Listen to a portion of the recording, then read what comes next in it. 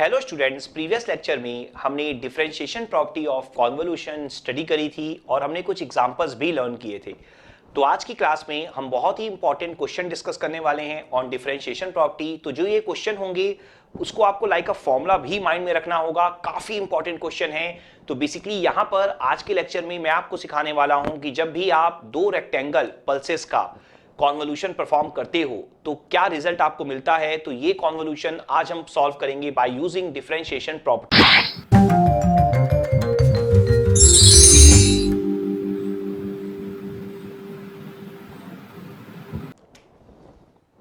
तो यहां पर हमारे पास एक सिग्नल है xt जो कि आपका है 0 से लेकर 3 तक और एम्पलीट्यूड है आपका 10, और दूसरा सिग्नल है हमारे पास ht जो कि अगेन है 0 से लेकर 3 तक और आपका एम्पलीट्यूड जो है यहाँ पर है 8। तो बेसिकली एक आपका इनपुट सिग्नल है xt और एक आपका जो ht है वो क्या है, impulse response of the system है। तो हमारा टारगेट अब यहाँ पर क्या कैलकुलेट करने का है, yt, that means xt convolved with ht। तो अगर आप इसे ध्यान से समझोगे तो आप देखो, सबसे पहले हमें xt को रिप्रेजेंट करना होगा और ht को भी रिप्रेजेंट करना होगा। तो अगर आप इसे ध्यान से देखोगे तो मैंने आपको सिखाया है कि रेक्टेंगल को या स्क्वायर वेव फॉर्म को आप किस में रिप्रेजेंट कर सकते हो, ut के फॉर्म में। तो अगर हम इसे ut के फॉर्म में रिप्रेजेंट करने के लिए जाए तो आप देखिए पहला पॉइंट क्या है, 0 और एम्पलीट्यूड कितना है 10, तो 10 ut। फिर आपको पता है नेक्स्ट पॉइंट तक जाना है जब तक एम्पलीट्यूड चेंज ना हो रहा हो। तो आप देखिए t इक्वल टू 3 पर एम्पलीट्यूड कहां से कहां जा रहा है, 10 से लेकर 0 तक। तो आप क्या लिखोगे, -10 ut -3। ठीक है, ये मैं आपको बहुत बार सिखा चुका हूं और आपको बहुत बार ये भी मैंने बोला है कि जो स्टार्टिंग के लेक्चर्स हैं, जो ऑपरेशंस वाले हैं, उनको आप रिवाइज कर लीजिए बहुत अच्छे से, ताकि आपको पूरे सिग्नल एंड सिस्टम में प्रॉब्लम ना हो। तो यहां पर अब ht क्या हो जाएगा, सेम 8 ut -8 ut -3। तो ये हमने यहां पर xt और ht रिप्रेजेंट कर दिया है। तो xt और ht को रिप्रेजेंट करने के बाद अब अगर आप देखोगे तो दोनों ही ut's के फॉर्म में है, तो किसी एक को आप डेल्टा t में कन्वर्ट कर दो, मतलब एक बार डिफरेंशिएशन कर दो। तो अगर मैं dyt/dt लिखूं, मतलब अगर मैं एक बार डिफरेंशिएशन करूं, तो आपको पता है कि आप राइट हैंड साइड में भी एक बार डिफरेंशिएशन ले सकते हो।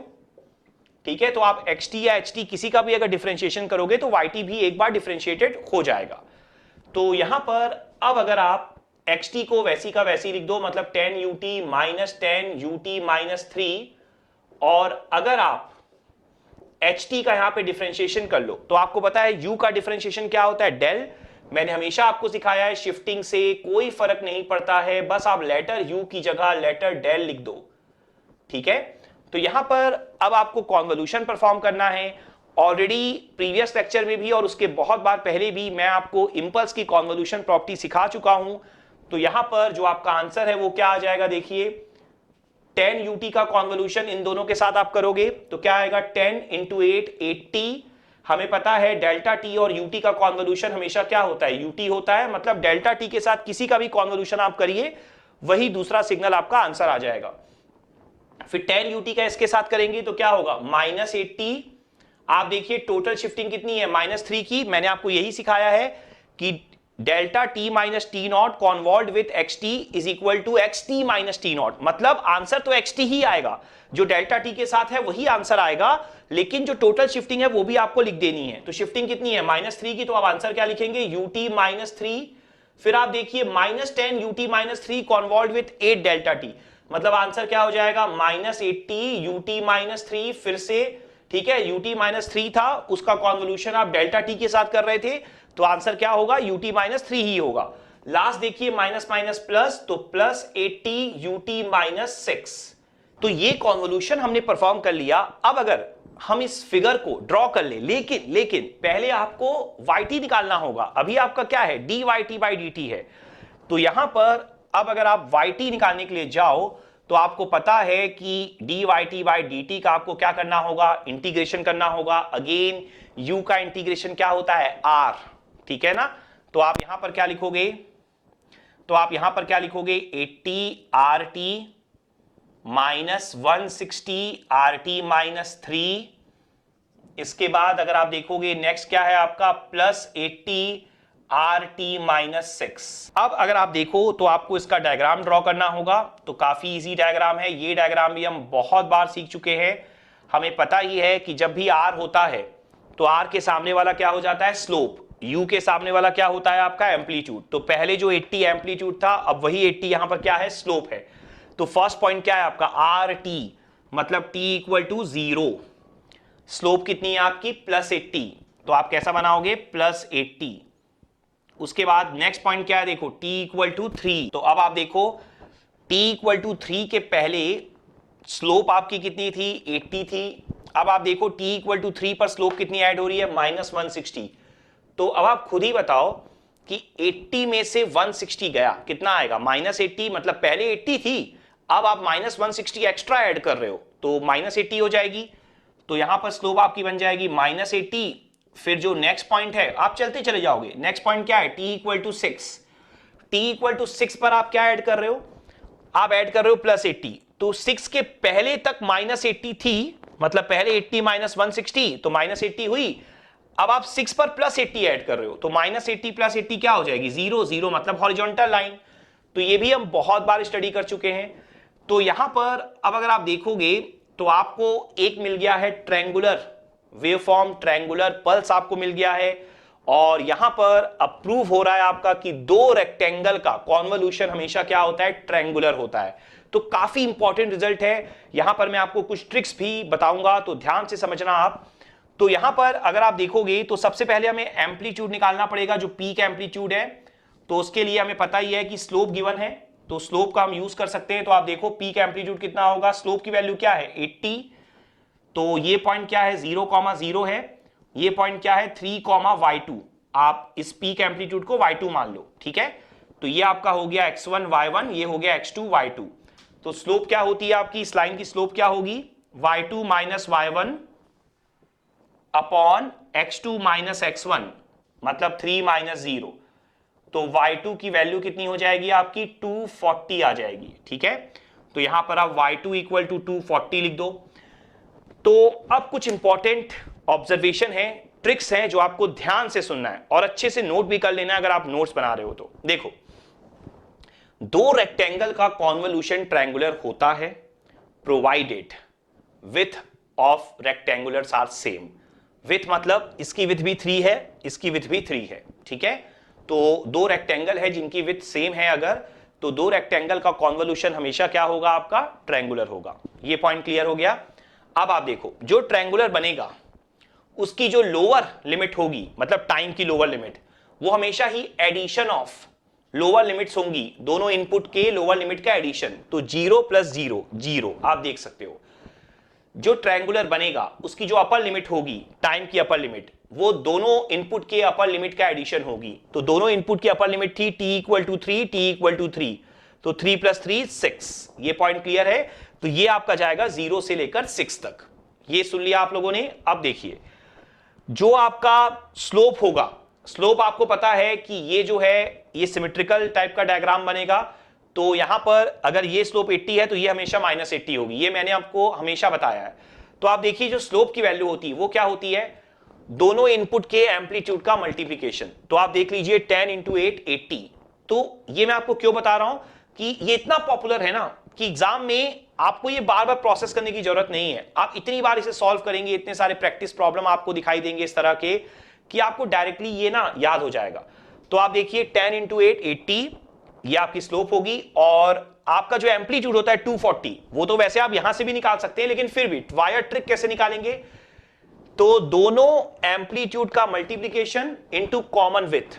तो दोनों की विड्थ सेम है तो क्या है 3, तो 10 × 8 80 × 3 240 आप देख सकते हैं, ठीक है।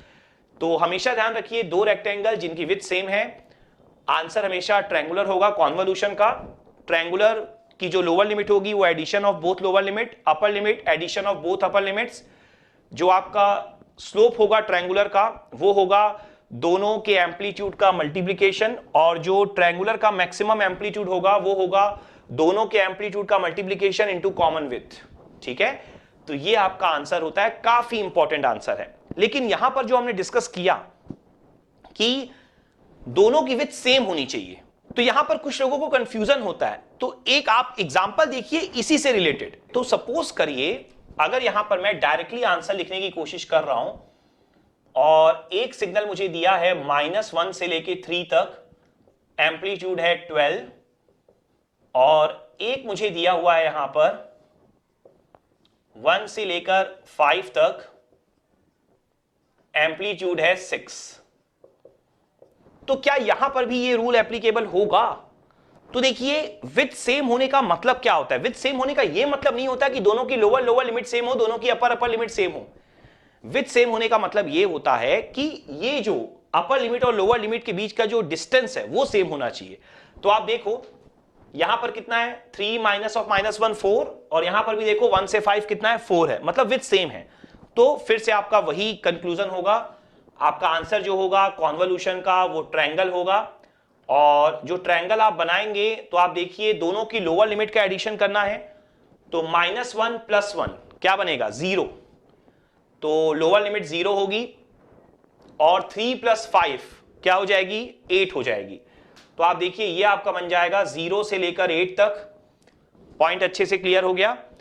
अब आप यहां ध्यान से समझिएगा कि जो स्लोप होगी वो कितनी होगी आपकी 12 × 6 72, तो यहां पर डिक्रीजिंग क्या हो जाएगी -72, और जो एम्पलीट्यूड होगा वो कितना होगा आपका, ध्यान से देखिए 12 × 6 72, 72 इंटू कॉमन विथ, तो कॉमन विथ कितनी है आपकी 4 है, तो 72 × 4 कितना हो जाएगा 288। पॉइंट क्लियर हो गया। तो इस तरीके से आप ये आंसर भी यहां पर बड़े आराम से कैलकुलेट कर सकते हैं। पॉइंट क्लियर है।